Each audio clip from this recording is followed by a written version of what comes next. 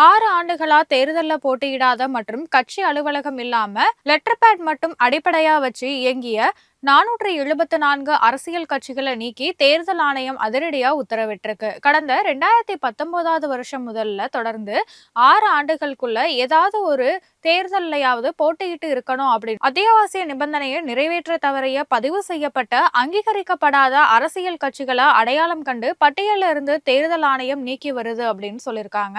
அதோட அடிப்படையில பார்த்தோம்னா கடந்த ஆகஸ்ட் மாதம் முதற்கட்டமா நாடு முழுவதும் 334 அரசியல் கட்சிகள் பட்டியலில் இருந்து நீக்கப்பட்டது.